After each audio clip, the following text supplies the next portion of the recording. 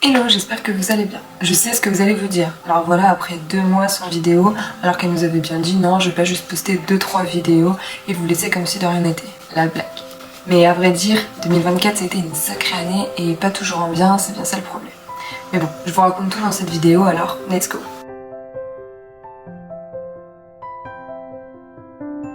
Et voilà, 2024 c'est terminé, il s'en est passé des choses. Et contrairement à certaines années, celle-ci m'a paru durer une éternité. Et c'est sûrement parce que durant ces 12 derniers mois, la vie m'a pas épargnée, c'est le moins qu'on puisse dire. C'est pour ça que je compte bien que 2025 soit mon année. Mais chaque chose en son temps. Revenons d'abord sur les 12 derniers mois, on parle d'abord du négatif, comme ça on met ça de côté et on repart sur de bonnes bases pour 2025. C'est sûr qu'entre les études, les jobs étudiants, une voiture qui se fait vieille et un changement de logement, le porte-monnaie lui aussi a été mis à rude épreuve. Je le savais déjà, mais durant l'année 2024, j'en ai encore plus pris conscience qu'une voiture, ça coûte cher et ça rapporte rien. Je vais pas avoir qu'une Peugeot 106, c'est pas grand chose, mais madame a des goûts de luxe, attention. Si on rajoute à ça le changement de logement pour la nouvelle vie après les études, les petits incidents de la vie quotidienne, faut dire qu'on a dû serrer la ceinture. Mais bon, de toute façon, le sujet est clos et le chapitre peut être fermé et on peut carrément changer de livre. Avant de parler concrètement du côté sportif de mon année 2024, on va déjà remettre les choses dans son contexte. Qui dit job étudiant dit job d'été. Et comme tous les étés, j'ai été à l'usine où je vais à toutes les petites vacances et à toutes les vacances d'été depuis quelques années. Sauf que l'été 2023 ne s'est pas passé comme prévu. Effectivement, durant cet été, j'ai même pas pu finir l'été chez eux d'ailleurs. Je me suis fait une tendinite à l'épaule gauche. Donc voilà, vous vous doutez qu'avec une tendinite qui dure 1 an, le sport s'était un peu remis en question. Et c'est là que l'ego a surtout pris un sacré coup. Et du coup, il y avait le côté financier qu'on a vu avant qui s'est rajouté. Et où du coup j'avais plus, j'arrête pas de dire du coup c'est une horreur, même dans la vie de tous les jours je fais ça. Mais du coup le côté financier s'est rajouté à ce problème d'ego, alors qu'en temps normal j'ai pas un ego, enfin tout le monde a un ego mais j'ai pas l'ego surdimensionné. Et donc quand j'ai pu, petit à petit j'ai repris de la course. Mais c'est pareil, j'ai pas de coach et la course je trouve que c'est un des sports où il nous faut un objectif précis. Or là j'avais pas de course en tête, j'avais rien. Voilà à quoi se résume mon année 2024 en sport. Passer d'une année 2023 où j'étais quand même très sportif comme en 2022 et 2021. Une blessure et il m'a suffi ça pour, il m'a suffi de ça pour lâcher. Parce que j'avais un petit mental de chien, je pense. J'ai eu du coup ce moment suite à l'arrêt de ma pratique sportive où vraiment le mental n'allait plus, le psychologique non plus. J'avais vraiment ce sentiment d'être nulle, de plus avoir de but et j'avais plus aucun échappatoire. J'étais juste boulot, voiture et dodo quoi. Je tournais là-dessus. Et donc clairement, si aujourd'hui on me demandait de résumer 2024 en un seul mot, je dirais le mot course. Mon ami me l'a dit plusieurs fois, ta vie, tu passes ton temps à courir. Donc vous me direz, il y a pire dans la vie. Moi la première je le dis, il y a pire dans la vie, il y a bien pire. Encore un point négatif, on a bientôt fini. On arrive bientôt dans la période joyeuse de 2024 parce que heureusement, il n'y a pas eu que des points négatifs. Pour ceux qui me côtoient régulièrement, vous êtes déjà au courant, mais je sais que je l'ai pas dit à tout le monde, donc je profite de cette vidéo pour le dire et surtout pour commencer 2025 sur de bonnes bases. En 2024, j'ai terminé mon BTS NDRC, donc après maintes réorientations. Et durant cette fin d'année de BTS, j'ai commencé à chercher des alternances, des écoles, parce que je visais à l'origine le Bac+5 en commerce. Mais je marche à la passion depuis toute petite, je m'étais toujours dit depuis toute petite, si je fais un métier, ce sera peut-être pas ma passion première, mais il me faudra de la passion. Il faudra que je sois passionnée par mon métier, il n'y aura pas que le salaire qui comptera, il n'y aura pas que l'ambiance qui comptera, il faut vraiment un tout pour que j'aille pas juste au travail parce qu'il faut travailler. Du coup je me suis beaucoup posé de questions à la fin de l'année de mon BTS. En cherchant des licences, du coup je me suis rendu compte qu'aucune me plaisait réellement, que j'avais aucune envie particulière d'aller dans les quelques licences qui m'étaient proposées ou les bachelors ou tout ce qui pouvait suivre mon BTS. Du coup je me suis dit ok, donc là il faut que je réfléchisse à ce que je veux faire après le BTS parce que ça arrive vite et parce que du coup je viens de comprendre que je voulais sûrement arrêter mes études. Et du coup je me suis dit ok, donc qu'est-ce que j'aime faire, parce qu'avec un BTS aujourd'hui en vrai on n'a rien. On n'a rien si on s'en donne pas les moyens bien évidemment. Mais du coup j'ai réfléchi, j'ai pris vraiment du temps pour moi, pour réfléchir. Et j'ai toujours voulu être ma propre patronne depuis un moment. J'avais toujours cette idée en tête de vouloir gérer mon temps, mon planning, gérer ma méthode de travail, pardon. Et parce que je sais que je suis capable de travailler par moi-même, je sais que j'ai besoin pas forcément d'avoir quelqu'un derrière moi. Donc je sais que tous ces aspects-là, c'est déjà des questions en moi à me poser, c'est que je sais que je suis capable. Ok, mais maintenant dans quoi ? Donc après j'ai toujours voulu aider les autres, j'ai toujours voulu avoir du contact humain et j'ai toujours voulu être utile et à la fois apporter vraiment aux autres. Et je me suis du coup fait toute ma petite rétrospective de vie et je me suis dit qu'est-ce qui t'animait et qu'est-ce qui pourrait t'animer tout en te permettant de gagner de l'argent, surtout parce que c'est un peu l'origine d'un travail. Et je me suis souvenu que quand j'étais petite j'avais fait un film avec des Barbies. Voilà.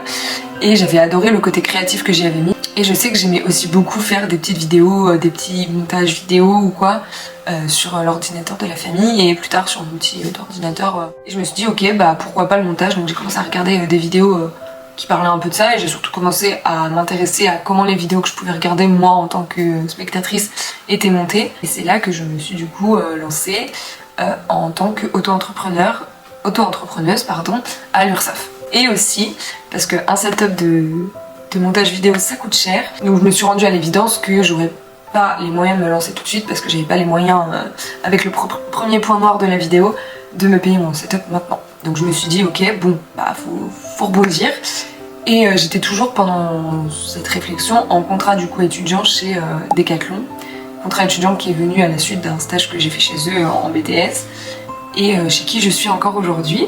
Donc je me suis dit ok mais 10 heures ça apporte oui, un peu d'argent certes, c'est compliqué les premières années, qu'il y a des peurs, des doutes, on se remet sans cesse en question sur est-ce que j'ai fait le bon choix, est-ce que je suis légitime de faire ces choix-là ou ces activités-là, est-ce que j'ai pas fait une erreur, est-ce que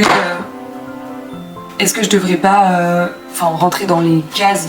Et ça a été super dur au niveau professionnel de penser à ça parce qu'il y avait ce côté où je veux pas être salariée à temps plein et à vie, mais où chez Decathlon je vis une expérience professionnelle, mais juste là je veux voir mes proches derrière la vidéo, ils pourront vous le dire, vraiment je leur parle de Decathlon mais tous les jours. Et donc j'ai dû prendre une décision en fin d'année de trouver un autre boulot pour soutenir encore une fois mes activités entrepreneuriales et subvenir aux besoins que Decathlon ne me permettait pas encore d'assouvir. Et c'est là que du coup j'ai signé chez McDonald's. J'avais déjà en plus fait l'expérience au lycée de travailler chez McDonald's. Et je vous avoue que y retourner en tant que majeure, déjà je savais que j'allais faire les closes. Étant quelqu'un qui se lève le matin, qui est plus du matin que du soir, je savais que ce serait compliqué.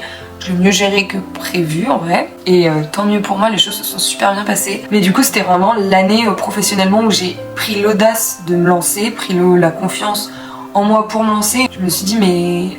c'est compliqué de gérer plusieurs boulots, j'ai dû satisfaire les deux entreprises et à la fois du coup me satisfaire moi. Donc je sais que moi je me suis mise beaucoup plus en retrait par rapport à tout ça. Je me suis vraiment mis en arrière-plan et je pensais d'abord aux entreprises qu'à moi parce que je voyais aussi ce que les entreprises m'apportaient, ce qui était l'argent. Professionnellement je pensais commencer ma vie professionnelle un peu plus calmement. Je vous rassure, on a bientôt fini avec le négatif.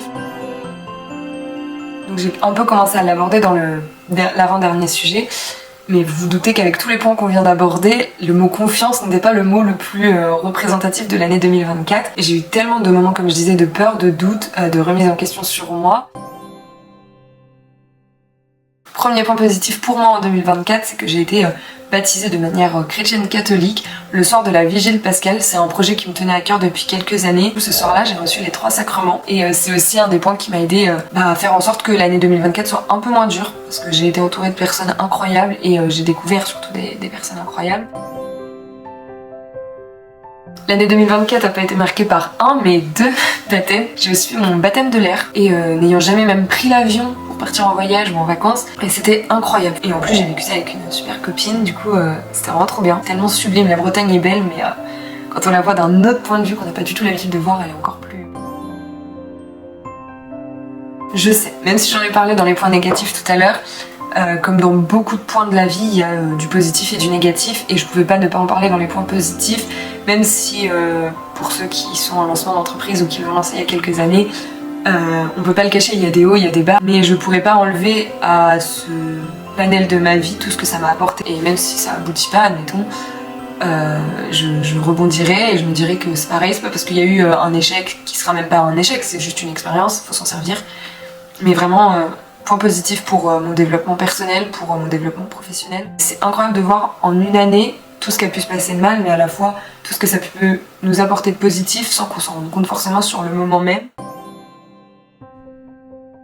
Et j'ai vu aussi un autre point positif, c'est que je sais voir aujourd'hui mes qualités, je sais voir qui je suis, pourquoi je suis légitime de faire ce que je fais ou d'avoir la vie que j'ai. Et ça, je trouve personnellement que c'est pas facile de savoir voir ses qualités, de savoir parler de ses qualités. Et donc je prends ça pour des accomplissements. Je sais que ce sera encore très long comme travail, je sais que j'ai encore beaucoup de points sur moi-même à travailler, à développer. Donc c'est vraiment l'optique que je me suis mise en 2024, c'est de me dire, tu vis déjà pas une année facile, donc prends tout petit à petit, prends petit bout par petit bout, va à ton rythme. Et si l'année 2025 est meilleure, tu pourras aller peut-être plus vite et apprendre plus de choses sur toi en un plus court instant.